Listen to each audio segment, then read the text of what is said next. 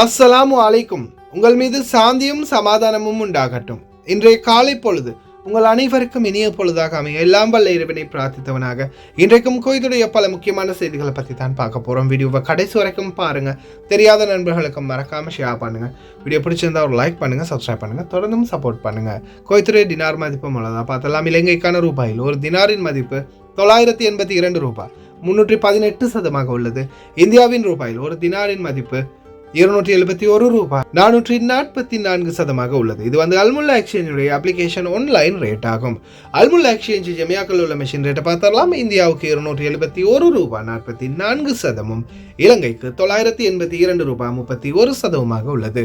ஜமியாக்கள் உள்ள மெஷின்களில் நல்ல ரேட் கிடைச்சா போடுங்க. கட்டணம் 1.25 தினார் தான் அறவிடுறாங்க. குவைத்துடைய பல எக்ஸ்சேஞ்சுகள்லையுமே அக்கௌண்ட் நம்பரை மறைச்சிடுறாங்க.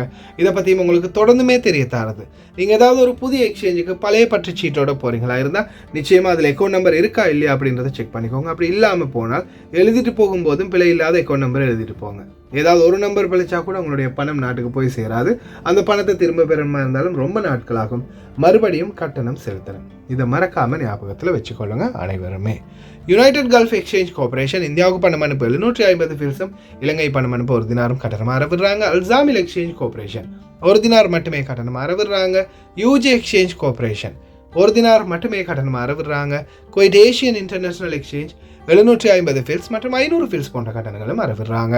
குவைத்தில் Al Nada, ARY, Amman exchange, UJ, Al Samil, Ansari exchange, Lulu exchange, Joyalukkas, KPE, UAE, Oman exchange, Bahrain exchange, BEC, world street exchange, Al Shafa exchange, Al Malik exchange, Al Sajil exchange, international exchange, இது போன்ற இன்னும் பல எக்ஸ்சேஞ்சுகள் இருக்குது. இது போன்ற எக்ஸ்சேஞ்சுகளில் குறிப்பாக Farwaniya, Hitan, Jleeb Shuyoukh, Fahaheel, Salmiya, Hawally, Kuwait city, Jahra, இது போன்ற பல பகுதிகளிலையுமே வெளிநாட்டவர்கள் அதிகமாக இருக்கக்கூடிய பகுதிகள், இண்டஸ்ட்ரியல் பகுதிகள் எல்லாம் கொஞ்சம் கட்டணம் கம்மியாக அறவிடுவாங்க. 750 ஃபீல்ஸ், 500 ஃபீல்ஸ், 1 தினார், இது போன்ற கட்டணங்கள். அதே போல் ரேட்டை பொறுத்த வரையில் ஏஆர்ஒய் இலங்கைக்கு 990 ரூபாய் வரைக்கும் வழங்குறாங்க. இந்தியாவுக்கு 272 ரூபா வரைக்கும் வழங்குறாங்க. முடிந்த வரைக்கும் இது போன்ற நல்ல எக்ஸ்சேஞ்சுகள், வேர்ல்ட் ஸ்ட்ரீட் இருக்குது, யூஜே இருக்குது, அல்சாமில் இருக்குது, இது போன்ற நல்ல எக்ஸ்சேஞ்சுகள் உங்களுடைய கஷ்டப்பட்டு உழைக்கிற பணத்தை அனுப்புங்க. பணிப்பெண்களுக்கு இந்த வாய்ப்பு பெற்றுக் கொடுங்க ஓட்டுநர்கள். குவைத்துடைய தங்க விலையை பார்த்தெல்லாம் 1 கிராம் 18 கேரட் தங்கத்தின் விலை 17 தினார் 358 ஃபீல்ஸ். 1 கிராம் 21 கேரட் தங்கத்தின் விலை 20 தினார் 251 ஃபீல்ஸ். 1 கிராம் 22 கேரட் தங்கத்தின் விலை 22 தினார். 1 கிராம் 24 கேரட் தூய தங்கத்தின் விலை 23 தினார் 144 ஃபீல்ஸ். மறுபடியும் 200 ஃபீல்ஸால் தங்க விலை அதிகரிச்சிருக்குது. இந்த நாட்களில் தங்கம் விலை கொடுத்து வாங்க தயாராக இருக்கிறவங்க வாங்கிக்கோங்க. ஏன்னா எதிர்வரும் நாட்களில் அது மறுபடியும் விலை அதிகரிக்க வாய்ப்பு இருக்குது. ஆனால் கம்மியாகும்னா இன்னும் கொஞ்சம் வாரத்தில் பார்க்கலாம், வெயிட் பண்ணுங்கள். குவைத்துடைய உள்துறை அமைச்சர் அதிரடியான நடவடிக்கை. 24 மணி நேரத்துக்குள் அபார்ட்மெண்ட்களில் உள்ள குறைபாடுகள் சரி செய்ய வேண்டும், இல்லையில் சோதனையில் பிடிபட்டால் அதிகமான நடவடிக்கை. தீ விபத்தில் இறந்தோரின் எண்ணிக்கை அதிகரித்துள்ளது 49. இன்னாலில்லாஹி வ இன்னா இலைஹி ராஜிஊன். அல்லாஹ் யஸ்தர். தலைப்பு செய்திகளை பார்த்தரலாம். குவைத்துடைய பல முக்கியமான பகுதிகளில் சோதனைகள் ஆரம்பம். குவைத்துடைய வணிக மற்றும் வர்த்தக அமைச்சகம் புத்தக கடைகள், கஃபேக்கள், மால்கள் மற்றும் மலர் கடைகள், ஃப்ளவர் ஷாப் முதல் கொண்டு பல கடைகள்லையுமே திடீர் சோதனைகள் ஆரம்பிச்சிருக்கிறாங்க. அதே போல் ஜிலீப் ஷோக் பகுதிகளில் சட்டவிரோதமாக பழைய டயர்களை புதிதாக தயாரிக்கும் ஒரு நிறுவனம் கண்டுபிடிக்கப்பட்டுள்ளது. உடனடியாக அதையும் மடக்கி பிடித்திருக்கிறாங்க.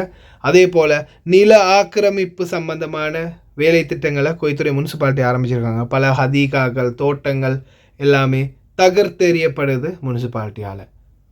இப்போ வாங்க முக்கியமான பிரதான செய்திகளை பார்த்தரலாம். இதில் முதல் செய்தியாக வானிலை ஆய்வாளர் பெதர் அல் அமீரா ஒரு முக்கியமான தகவலை வெளியிட்டிருக்கிறார். ஜூன் 20, 2024 கோடையின் 2வது நட்சத்திரமான அல் தவைஃபா நட்சத்திரத்தின் உதயம் வானியல் ரீதியாக கோடைக்கால சங்கராந்தியுடன் ஒத்துப்போகிறது. மிக நீண்ட நாட்கள், குறுகிய இரவுகள் மற்றும் அதிக வெப்பநிலை ஆகியவற்றை நாங்கள் காண்போம். ஆனால் தென்கிழக்கு காற்று ஆதிக்கம் செலுத்துவது மற்றும் ஈரப்பதம் அதிகரிப்பதால் வெப்பநிலை சராசரியை விட குறைவாக இருக்கும் என்று எதிர்பார்க்கப்படுகின்றது. இறைவனுடைய நாட்டம் எப்படியோ அப்படி. கோடை காலத்துக்கான மழை வாய்ப்புகளும் உள்ளது இன்ஷா அல்லாஹ். مع تعامد الشمس على مدار السرطان فوق راسنا ونشهد أطول نهار وأقصر ليل وأعلى درجات حرارة. لكن هذا العام 2024 مع ارتفاع نسبة الرطوبة في الجو وسيطرة الرياح الجنوبية الشرقية لتعبر البحر فدخلت علينا هذه النسبة العالية من الرطوبة. متوقع أن تغطي على حرارة الشمس هذه الرطوبة وتكون حرارة الصيف هذا العام أقل من المعدل عكس السنوات الماضية اللي كانت الحرارة تتجاوز 50 و51 و52. فمع ارتفاع هذه الرطوبة قد نشهد تكثيف للغيوم ورشات صيفية من الأمطار خلال الفترة القادمة والله أعلم. மங்காஃப் பகுதியில் உள்ள தொழிலாளர் கட்டிடத்தில் ஏற்பட்ட தீ விபத்தில் உயிரிழந்தவர்களின் குடும்பங்களுக்கு இரங்கல் தெரிவிக்கும் கேபிள்களை அமீர் ஷேக் மேஷால் அஹமத் அல் ஜாபர் அல் சபா அவர்கள் அனுப்பியுள்ளார். இந்த பெரும் துயரத்தில் உயிரிழந்தவர்களின் குடும்பத்தினரின் துயரத்தையும் வேதனையையும் பகிர்ந்து கொண்ட அவர் பாதிக்கப்பட்டவர்களை தனது பரந்த கருணையால் மறைக்கவும் காயமடைந்தவர்களை விரைவில் குணமடையவும் எல்லாம் வல்ல இறைவனை பிரார்த்திக்கின்றார். இந்த தீ விபத்துக்கான காரணங்களை உடனடியாக கண்டறிந்து இதுபோன்ற துரதிருஷ்டவசமான சம்பவம் எதிர்காலத்தில் மீண்டும் நிகழாமல் இருக்க அந்த நிகழ்வுக்கு காரணமானவர்களை பொறுப்பேற்குமாறு உயர் அதிகாரிகளுக்கு உத்தரவிட்டுள்ளார். குவைத்துடைய பட்டத்து இளவரசர் ஷேக் சபா அல் ஹாலித் முபாரக் அல் சபா அவர்களும் தன்னுடைய ஆழ்ந்த அனுதாபங்களை தெரிவித்துக் கொண்டிருக்கின்றார். அதே போல இந்திய பிரதமர் நரேந்திர மோடி அவர்களும் தங்களுடைய ஆழ்ந்த அனுதாபங்களை தெரிவித்திருக்கின்றார். பல இந்தியர்கள் இறந்துள்ளார்கள். அதே போல நேற்றைய தினம் பாதிக்கப்பட்டவர்களை நேரடியாக சென்று இந்திய தூதுவர் கண்காணித்துள்ளார். அதே போல குவைத்துடைய உள்துறை அமைச்சகத்தின் லெப்டினன்ட் ஜெனரல் ஷேக் சாலிம் நவாஃப் அஹமத் அல் சபா அவர்களும் நேரடியாக சென்று விஜயம் செய்து பார்வையிட்டிருந்தார். அதே போல எகிப்திய நாட்டு தூதுவர் ஒசாமா ஷால்தாவற்றும் ஒரு எகிப்தியர் பாதிக்கப்பட்டிருந்ததை அடுத்து உடனடியாக வைத்தியசாலைக்கு சென்று அவரையும் பார்வையிட்டிருந்தார். அதே போல வெளிநாட்டு விவகார அமைச்சர் யூசுப் அல் யஹியா அவர்கள் மற்றும் சுகாதார அமைச்சர் டாக்டர் அஹமத் அல் அவ்வாதி அவர்களும் நேற்றைய தினம் பாதிக்கப்பட்டவரை நேரடியாக சென்று கண்காணித்திருந்தாங்க. அதே போல் இது சம்பந்தமாக வெளியுறவு அமைச்சகத்துடனும் கலந்துரையாட இருப்பதாக தெரிவித்திருக்கிறாங்க. அதே போல் பார்த்திங்கன்னா வெளியுறவு அமைச்சர் இந்தியாவில் இருந்து, ஏன்னா இந்தியர்கள் தான் அதிகமாகவே இதில் பாதிக்கப்பட்டிருக்கிறாங்க அப்படின்றது குறிப்பிடத்தக்கது. வெளியுறவுத்துறை இணை அமைச்சர் குவைத்துக்கு வர இருப்பதாகவும் தெரிவித்திருக்கிறாங்க. இந்தியாவிலிருந்து இறந்தவர்களுக்கு ஆழ்ந்த இரங்கல்கள், அதே போல் காயமுற்றவர்கள் விரைவில் குணமடைய எங்களுடைய பிரார்த்தனைகள். அதே போல் 24 மணித்தியாலம் 24 hours இதுதான் உங்களுக்கு ஃபைனல் சான்ஸ் அப்படின்றத உள்துறை அமைச்சர் ஷேக் ஃபஹத் யூசுப் சவுத் அல் சபா எச்சரிக்கையாக விடுத்திருக்கிறார். அனைத்து அப்பார்ட்மெண்ட் உரிமையாளர்களுக்கும் உடனடியாக குறைபாடுகள் சரி செய்ய வேண்டும். தீ விபத்துகள் ஏற்பட்டால் தீயணைப்புக்குரிய கருவிகள் சரியாக இயங்க வேண்டும். ஆபத்தான சூழல்களில் எமர்ஜென்சி எக்ஸிட், அதே போல் ஒவ்வொரு கட்டிடங்களிலும் இதற்கான அவசர வெளியேறும் கதவுகள் நிச்சயமாக செயல்படுத்தப்பட வேண்டும். இதை உள்துறை அமைச்சர் தெரிவிச்சிருக்கின்றார். அதே போல பேரூராட்சி அமைச்சர் டாக்டர் நூரா அல் மெஷான், பேரூராட்சியின் இயக்குனர் ஜெனரல் இன்ஜினியர் சவுத் அல் தபூஸ் மங்காஃப் தீ விபத்து காரணமாக அகமதி நகராட்சியின் கிளையின் அனைத்து தலைவர்களையும் பணியிலிருந்து இடைநீக்கம் செய்து விசாரணைக்கு அனுப்ப வேண்டும் என்றும் உத்தரவிட்டிருக்கின்றார். அதிகாரிகளுடைய பதவிகள் பறிபோக போகுது. ஒரு அப்பார்ட்மெண்ட் அப்ரூவ் பண்ணணும்னா அதுக்கு தீத்தடுப்புக்கான எல்லா வசதிகளும் இருக்கா, மற்ற எல்லா வசதிகளும் இருக்கா அப்படின்றத அதிகாரிகள் செக் பண்ண பிறகுதான் அப்ரூவ் கொடுப்பாங்க. யார் யாருக்கெல்லாம் இனித்தான் உண்மையான தீ பற்றி எரிய போகுது. எத்தனை பேர் இதில் இந்த ஊழலில் சிக்க போகிறாங்கன்னு தெரியல. ஆனால் உள்துறை அமைச்சர் ரொம்ப கராராக இருக்கிறாரு. كل تجار العقار المفروض باكر الصبح راح يشوفون البلدية وفرق الإزالة موجودة، ما راح أعطي إنذار ولا راح أعطي شيء. من باكر الإزالات راح تشتغل في كل مخالفة بدون إنذار. عن تكدس العمالة والقوى العاملة. تكدس العمالة باكر القوى العاملة راح تشتغل هم عليها تكدس العمالة. أنا الحين بشوف شنو موجود المخالفة هني، وصاحب العقار هذا راح أتحفظ عليه أنا لما أشوف تكدس العمالة وهمالة. أنت من ال30 أول 3 جهر بعدين وال27 بعد مشروع نواب قلت لي استقبلت 34 4 موظفين بقى 30 من ال 30 حولت اخر جهره بقى 27 ال 27 شو وضعهم؟ ال 27 احنا في عندنا عمل ايام في قسم الطوارئ متوزعين بين الملاحظه حالات يعني مستقبه وحالات مستقبه وفي بعض الحالات قاعد نمشي بعد ما في شرح تحاليل இது சம்பந்தமான மேலதிக விசாரணைகளை மேற்கொண்டுட்டு இருக்கிறாங்க. இது சம்பந்தமாக லெப்டினன்ட் கர்னல் சையீத் ஹமசா அல் முசைடி இந்த தீ விபத்துக்கான சில கருத்துக்களை தெரிவித்திருந்தார். الخير المقدم سيد حمزة، يعني ما هو الجديد الذي نضع فيه المشاهدين بالنسبة لحادث المنقف، وكم وصل عدد ضحايا الحريق لغاية الساعة؟ بداية بسم الله الرحمن الرحيم. مثل ما احنا عارفين والكل عارف، في الحادث المأساوي في منطقة المنقف تلقينا البلاغ في إدارة العمليات المركزية في تمام الساعة 4:23 بالضبط، وتم الوصول للحادث خلال 5 دقائق إلى موقع الحادث بأن حريق عمارة تستغل كسكن عمال. مع معاينة الوضع تم إسناد 4 مراكز إضافية للحادث، والله الحمد تم التعامل مع الحادث بزمن قياسي، لكن للأسف كان هناك العديد من الضحايا، وآخر إحصائية عندنا في عدد الضحايا وصل إلى 49 شخص متوفي، بالإضافة إلى 34 شخص في المستشفيات، منهم من خرج من المستشفى، منهم من يتلقى العلاج، منهم من تحت الملاحظة. نتمنى الشفاء للجميع والله يرحم المتوفين، وأكيد هذا يدل على عدم الالتزام باشتراطات الأمن والسلامة، وهذا دائما ما نحرص عليه في قوة الإطفاء العام، التزامنا باشتراطات الأمن والسلامة يغنينا عن هذه الحوادث والمشاكل. 49 உயிர்கள் பறிபோயிருக்கின்றன, பலரும் காயமடைந்திருக்கிறாங்க. இந்த சந்தர்ப்பத்தில் நிச்சயமாக சம்பந்தப்பட்ட கட்டிட உரிமையாளர்கள் பொறுப்புக்குரிய ஆக வேண்டும். அதே போல ஏதாவது குறைபாடுகள் இருந்தால் அது கண்டுபிடிக்கப்பட்டால் நிச்சயமாக சம்பந்தப்பட்ட அனைவருமே கைது செய்யப்படுவார்கள் என்பதை தெரிவித்திருக்கிறாங்க உள்துறை அமைச்சகம். طبعا لغايه الان رقم اولي بالنسبه لاعداد الضحايا عندنا 49 ضحيه، 9 حاله وفاه، 49 45 حاله وفاه في نفس الموقع، و4 حالات وفاه اللي كانوا مصابين وانتقلوا الى المستشفى. ولا زال لغايه الان البحث جاري من قبل اخوانكم في الادله الجنائيه، من قبل اخواننا في المسرح الجريمه، في الطب الشرعي للبحث عن اذا كان في ضحايا وكانوا متواجدين، وكذلك اخواننا في الدي ان اي لمعرفه عناوين اسماء الضحايا اللي متواجدين. طبعا نوجه رساله قويه، رساله شديده الى التجاوزات اللي موجوده، في اجراءات راح تكون اجراءات كبيره، كذلك يمكن صنفت الان من الناحيه الجنائيه هي حريق كان في البدايه كانت جنحه، الان صنفت الى جنايه، وكذلك في راح تكون اجراءات كبيره من قبل وزاره الداخليه ومن قبل الجهات الحكوميه في ضبط الامور المخالفه للقانون. ان راح يكون في اجراءات شديده في موضوع المخالفات اللي راح تكون في العقارات، فانا انصح الملاك انهم يتاكدون ويراجعون هذه العقارات ومواصفاتها عشان لا تكون عليها اي مخالفات في المستقبل.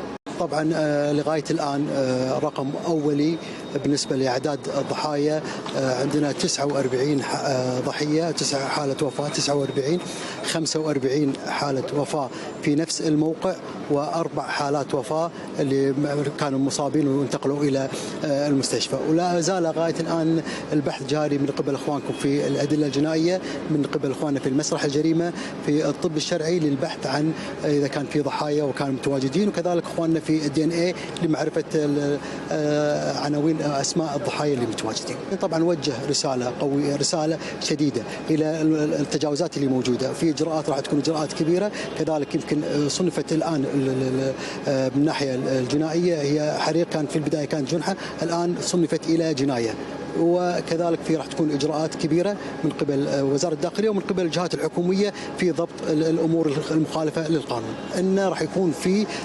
اجراءات شديده في موضوع المخالفات اللي راح تكون في العقارات، فانا انصح الملاك انهم يتاكدون ويراجعون هذه العقارات ومواصفاتها عشان لا تكون عليها اي مخالفات في المستقبل. பலதரப்பட்ட விசாரணைகள் மேற்கொள்ளப்பட்டு வருது. ஆனால் இதில் இனி வரும் நாட்களில் நடந்து போச்சு, இறந்தவர்களுக்கான நீதி நிச்சயமாக கிடைக்கணும், காயப்பட்டவர்கள் அனைவரும் விரைவில் குணமடைந்து வரணும். ஆனால் இனி வரும் நாட்களில் இந்த மாதிரியான எந்த ஒரு தவறும் நடக்க விட போகிறதில்லை. இதற்குரிய கடுமையான சட்ட நடவடிக்கைகள் எடுக்க போகிறாங்க. ஏன்னா உள்துறை அமைச்சர், குவைத்துடைய மன்னர் பதவியேற்ற காலங்களுக்குள்ளே நடந்த முதல் பெரிய விபத்து. நிச்சயமாக இது சம்பந்தமான பெரிய அளவான விசாரணைகள் மேற்கொள்ளப்படும். ஏன்னா இதில் நிறைய பேர் உயிரிழந்திருக்கிறாங்க. அதில் மிகவும் வேதனையான விடயம் என்னென்னா, இந்த தீ விபத்தில் தீ கூட அதிகமாக பரவலை, ஆனால் இந்த புகை பரவினதால் மூச்சு விட முடியாமல் இறந்து போனாங்க. ஒரு சிலர் 4வது மாடி, 3வது மாடி, 2வது மாடியிலேருந்து கீழே குதித்து தங்களுடைய உயிரை காப்பாற்றிக்கிறதுக்காக முயற்சி பண்ணியிருக்கிறாங்க. ஒரு சிலர் இந்த குதிச்சத்திலே உயிரிழந்திருக்கிறாங்க. அதே மாதிரி என்னை காப்பாற்றுங்க அப்படின்னு பலருமே தங்களை மேலிருந்து ரெஸ்கியூ பண்ணுமாறு கோரிக்கை விட்டாங்க. சில நேரங்களில் கொஞ்சம் தாமதமாகினதால் இன்னும் சிலர் உயிரிழந்தது காரணமாக இருக்கலாம். சரியான நேரங்களில் அதிகாரிகள்ட்ட உபகரணங்கள் இருக்கல்ல, அந்த உபகரணங்கள் சேரும்போது தாமதமாகிருச்சு. இதால் கூட சிலருடைய உயிர் போயிருக்குது. ஹஸ்பி அல்லாஹ் நிஅமல் வக்கீல், அல்லாஹ் யஸ்தர். இதுக்கு பிறகு இந்த மாதிரி ஒரு சம்பவம் இறைவா கொடுத்துடாது அப்படின்னு தான் துவா கேட்கணும். அதே மாதிரி செக்இன், அப்பார்ட்மெண்ட்டுக்கு வரக்கூடிய செக்இன் எதுன்னு பார்த்தீங்கன்னா, இந்த அக்காமா இல்லாதவங்களை பிடிக்கிறதுக்கோ இல்லை கள்ளச்சாராயம் காய்ச்சறவங்களோ விபச்சாரம் செய்கிறவங்கள பிடிக்கிறதுக்கோ இல்லை. இந்த செக்இன் எதுக்குன்னு பார்த்தீங்கன்னா, இந்த அப்பார்ட்மெண்ட்களில் எங்கெங்கே தீ தடுப்புக்கான சரியான கவனிப்பு இல்லையோ, எங்கே சரியான வேலைப்பாடுகள் இல்லையோ, அந்த இடங்களில் தான் இந்த சோதனைகளை மேற்கொள்ள போகிறாங்க. அதே போல் இந்த சந்தர்ப்பத்தில் குறிப்பாக யார் இருந்தாலும் சரி, அந்த அப்பார்ட்மெண்ட்களில் யார் இருந்தாலும் அவங்களுடைய ஃபுல் டீட்டெயில்ஸ் இருக்கணும். அந்த டீட்டெயில்ஸ் இல்லாத பட்சத்தில் நிச்சயமாக அவங்களுக்கு அந்த ரூம் கிடைக்கிறதுல கூட பிரச்சனை வரலாம். அக்காமா டீட்டெயில்ஸ் எல்லாமே சரியாக சப்மிட் பண்ணி தானே இனிமேல் அறை எடுக்க முடியும் அப்படின்ற சூழல் எதிர்வரும் காலங்களில் உருவாகலாம். இன்ஷா அல்லாஹ் இது பற்றி மேலதிக தகவல் கிடைச்சா நிச்சயமாக தெரியப்படுத்துகிறேன். வர்த்தக மற்றும் வணிக அமைச்சகத்தின் தினசரி ஆய்வு பயணம். மஹல் அத்தர் பர்ஃப்யூம் கடைகள், வாசனை திரவியங்கள் விற்கக்கூடிய கடைகள், அதே போல் உணவகங்கள், ரெஸ்டாரண்ட்கள், கஃபேக்கள், இது மாதிரியான இடங்களில் தற்போது சோதனைகள் ஆரம்பமாக இருக்குது. நேற்றைய தினம் நடந்த சோதனைகளின் ஒரு காட்சி தான் இப்போ நீங்கள் பார்க்குற ஃபோட்டோ காட்சிகள். வியாபார தலங்களில் சட்டவிரோதமாக நிறுவப்பட்ட 7 பேஸ்மெண்ட்கள், அடித்தளங்கள் மற்றும் 13 விதிமீறல்கள் பதிவாகி உள்ளது நேற்றைய தினம் ஃபர்வானியா கவர்னரேட்டில். இதில் குறிப்பாக தீ தடுப்பு சம்பந்தமான விடயங்களுக்கும் புகார் அளிச்சிருக்கிறாங்க. சால்மியா மையத்தில் உள்ள ஹவாலி கட்டுப்பாட்டு ஆய்வாளர்கள் குழு பல்வேறு காலாவதியான ஷிஷா வகைகள் மற்றும் சுவைகள் கொண்ட 120 கிலோகிராம் கலவைகளை கைப்பற்றிய பின்னர் சால்மியா பகுதிகள் மௌசஸ் புகையிலை விற்பனையில் நிபுணத்துவம் பெற்ற ஒரு நிறுவனத்தை மூடியுள்ளது. சட்ட நடைமுறைகள் எடுக்கப்பட்டு வருகின்றன. பாருங்கள், ஸ்டிக்கருக்கு மேலால் வேறொரு ஸ்டிக்கர் இருக்குது, ஆனால் உள்ளே இருக்கிற ஸ்டிக்கரில் டேட் போனது தெரிய வந்திருக்குது. அதே மாதிரி காலாவதியான பேக்கெட்டுகள் எல்லாத்தையுமே பேக்கிங் பண்ணுறாங்க, சின்ன சின்ன பேக்கெட்டாக. இந்த மாதிரி பல ஊழல்கள் தொடர்ந்து நடந்துக்கிட்டே இருக்குது. உணவுகளாக இருந்தாலும் சரி, மருந்துகளாக இருந்தாலும் சரி, எதாக இருந்தாலும் கலப்படம் தான் இருக்குது இந்த நாட்களில். ரொம்ப கவனம். மலர் கடைகள், குறிப்பாக வர்த்தக மற்றும் தொழில்துறை அமைச்சகத்தின் சட்டங்கள் மற்றும் முடிவுகளை மீறும் வணிக கடைகளுக்கு தொடர்ந்தும் சட்ட நடவடிக்கை. 3 கைதுகள் நேற்றைய தினம் பூக்கடைகளில் அதிரடியான சோதனை, கைது பண்ணியிருக்கிறாங்க 3 பேர். காதிம் வீசாவில் வேலை செய்யக்கூடியவங்க தயவு செய்து ரொம்ப கவனம். வர்த்தக மற்றும் தொழில்துறை அமைச்சகத்தின் மேற்பார்வை பத்திரத்தின் தொடர்ச்சியாக ஜஹரா மற்றும் ஃபர்வானியா அவசர குழு ஜிலிப் அல் ஷோஹ் பகுதிகளில் 500 பயன்படுத்திய கார் டயர்களை கொண்ட ஒரு கடையை கைப்பற்றியது.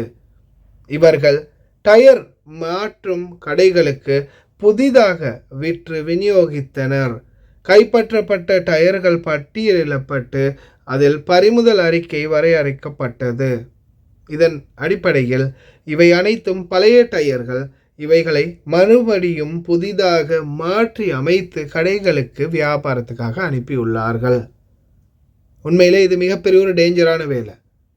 ஏன்னா இந்த டயர் ரீமேக் பண்ண டயர்கள் சில நேரங்களில் வெடிக்கலாம், தீப்பற்றலாம்.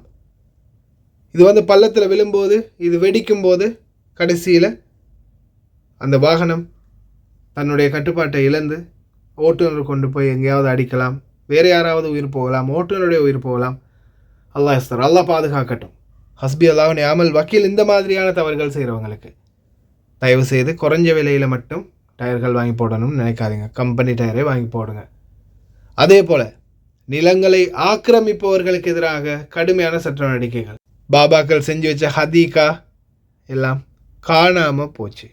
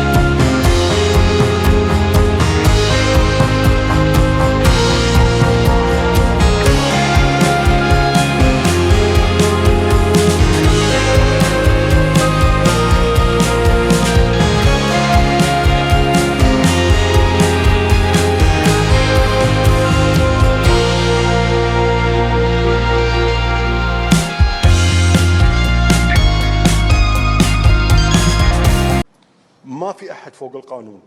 قلتها آخر مرة وأقولها الحين وبقولها ليوم الدين. ما في أحد فوق القانون. القانون فوق الجميع. كائن من كان. كائن من كان. குவைத்துடைய மன்னர் அமீர் ஷேக் மிஷால் அஹ்மத் அல் ஜாபர் அல் சபா அவர்களுக்கு இந்த நேரத்தில் அவருடைய ஆயுளை அல்லாஹ் நீடிக்கட்டும். அவருக்கு எந்த ஒரு நோயும் இல்லாத நிறைந்த செல்வத்தையும் நீண்ட ஆயுளையும் கொடுக்கட்டும். அதே போல் உள்துறை அமைச்சர் ஷேக் ஃபஹத் யூசுப் சவுத் அல் சபா அவர்களுக்கும் எங்களுடைய மனமார்ந்த நன்றிகளை தெரிவித்து கொள்ளணும். குறிப்பாக முன்னாடி போனவரை பற்றி உங்களுக்கு தெரிஞ்சிருக்கும். முன்னாள் உள்துறை அமைச்சர் ஷேக் தலால் ஹாலித் அஹமத் அல் சபா அவர் இருந்த காலங்களில் பொது மன்னிப்பும் கிடையாது, விசிட் விசாவும் கிடையாது, ஃபேமிலி விசாவும் கிடையாது. ஒடுங்கடா அப்படின்ன மாதிரினே ஒரு அப்படின்னே சொல்லலாம். அப்படின்ன மாதிரி தான் அவர் நடத்தினார் நம்மளை. அதுக்கு பிறகு இந்த உள்துறை அமைச்சர் உண்மையிலேயே அல்லாஹ் தவலுமர் அல்லாஹ்திக்கு சஹவுல் ஆஃபியா ஷேக் ஃபஹத் யூசுப் சவுத் அல் சபா அவர் வந்த பிறகு பொது மன்னிப்பு, கானூன், முக்காலஃபீன் அல் இகாமாத், ஃபேமிலி வீசா, விசிட் வீசா எல்லாமே உடனடியாக பெற்றுக் கொடுத்தாரு. எத்தனையோ விமர்சனங்கள், எத்தனையோ தடவை நானே போட்டிருக்கேன், பார்த்துருப்பீங்க.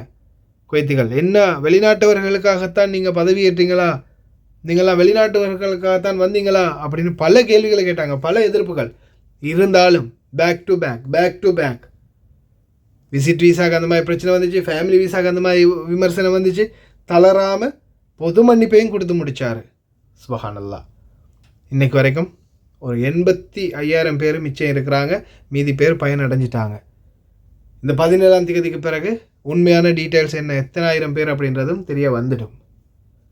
ஆனால் இப்போதைய சூழலில் இந்த வாய்ப்பை பயன்படுத்த விரும்புகிறவங்க இன்றைக்கு கூட தூதரகம் போய் நீங்கள் பதிவு செஞ்சுட்டு நாளைக்கு நாட்டுக்கு போகலாம். டிக்கெட்டை போட்டு இன்றைக்கே கூட டிக்கெட்டை போட்டு நாட்டுக்கு கூட போகலாம். அதே போல் இந்த நாட்டில் இருக்கணும்னு நினைக்கிறவங்க, ஏன்னா யாரையுமே நம்ம விரட்ட முடியாது, ஏன்னா அவங்களுடைய வழி அவங்களுக்கு தான் தெரியும். இன்றைக்கி எத்தனையோ பேர் சொல்லும்போது நான் இன்றைக்கி காசு அனுப்பலைன்னா என்னுடைய குடும்பமே நடுத்தெருவுக்கு வந்துடும், நானும் நாட்டுக்கு போனேன், நானும் சேர்ந்து குடும்பத்தோடு நடுத்தெருவில் தான் நிற்கணும் அப்படின்ற பல கருத்துக்களை சொல்கிறாங்க. அவங்கள எப்படி விரட்டி அனுப்புறது? போகிறவங்க முயற்சி பண்ணுங்க, போகாதவங்க வெளியிலன்னா நடமாடாதீங்க. எந்த செகண்டில் வேணாலும் பிடிபடலாம். வீட்டுக்குள்ளே எங்கேயோ ஒரு இடத்துல வேலை செஞ்சிட்ருக்கீங்களா, அப்படியே இருந்துட்டு என்றைக்கு போகிறீங்களோ அன்றைக்கி போலீஸ்லேயோ சிஐடிலேயோ பிடிபட்டு போங்க. அதே போல் அப்பார்ட்மெண்ட்களில் தங்கி இருக்கிற அனைவருமே தயவு செய்து ரொம்ப கவனம். வெளியாகும்போது சார்ஜர் ப்ளக் ஆஃப் பண்ணுங்க, கேஸ் அடுப்பு ஆஃப் பண்ணியாச்சான்னு செக் பண்ணுங்கள், அயன் பாக்ஸை ஆன்லேயே வச்சுட்டு போயிடாதீங்க. எல்லா விடயங்களையும் தயவு செய்து ரொம்ப கவனம் செலுத்துங்க. ஏன்னா நீங்கள் ஒருத்தர் செய்கிற தவறால் எத்தனையோ பேருடைய உயிர் பாதிக்கும் அப்படின்றத ஞாபகத்தில் வச்சுக்கோங்க. இப்போ வரைக்கும் பார்த்துருப்பீங்க எத்தனை பேருடைய உயிர் போயிருக்குதுன்னு. ஒருத்தர் தவறால் தானே. ரொம்ப கவனம். ஓகே ஃப்ரெண்ட்ஸ், கடைசி வரைக்கும் பார்த்த எல்லாருக்குமே ரொம்ப நன்றி. தெரியாத நண்பர்களுக்கும் மறக்காமல் ஷேர் பண்ணுங்கள். வீடியோ பிடிச்சிருந்தா ஒரு லைக் பண்ணுங்கள், சப்ஸ்கிரைப் பண்ணுங்கள். இன்னொரு நல்ல வீடியோவில் சந்திக்கலாம்.